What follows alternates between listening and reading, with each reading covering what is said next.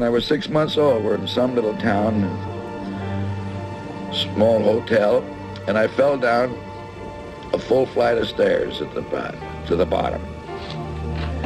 They come running up. I sat up and just shook my head and shook it off and didn't cry. So they knew I wasn't hurt. And Houdini says that was sure a buster, meaning a fall, because that's the only time it was used. It meant a bronco buster or a fall. It was never used as a name. My father said, well, that would be a good name for him. It don't sound bad.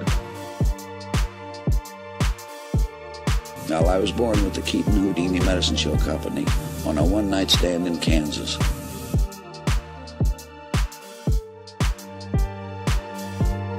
This is a shock to anybody that's in the motion picture business today.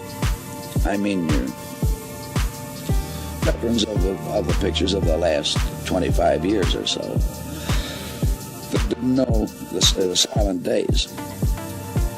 A feature-length picture, neither Chaplin, Harold Lloyd, or myself ever had a script.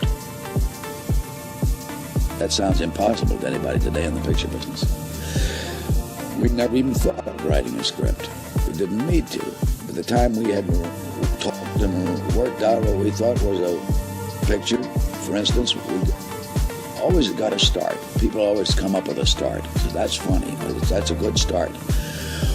We want to know the finish right then and there. See, there's nothing else to work on but the finish. And if we can't round it out, just something we like, we throw that one away and start on a new one. What good would a script been to me? You just throw gags out right and left when we're shooting because they don't stand up and they don't work well. And then the accidental ones come. Well, you see, I learned that from the stage. That I was the type of comedian that if I laughed at what I did, the audience didn't. So I just automatically got to that stage where the more seriously I took my work, the better laughs I got.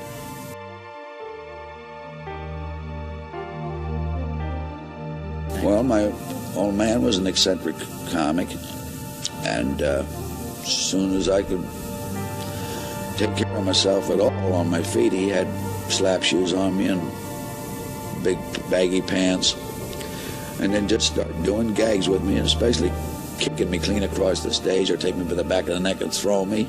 And as I grew used to doing it and knew how to do it, the throws become longer. By the time I got up to around 7 and 8 years old, we were called the roughest actors ever in the history of the stage.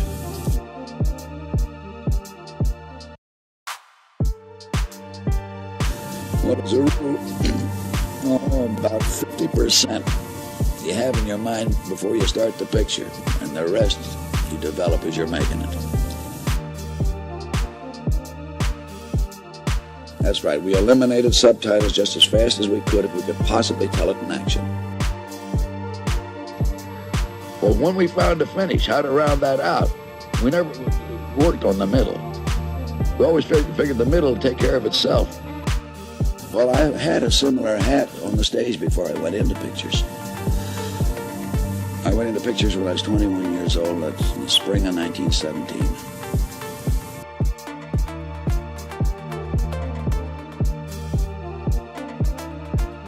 I went into pictures with Roscoe Arbuckle. I mean, his pictures are the first ones I appeared in. And I'd only been with him a short time, and he says, here's something you want to bear in mind, that the average mind of the motion picture audience is 12 years old. It's a 12-year-old mind. Sure entertaining.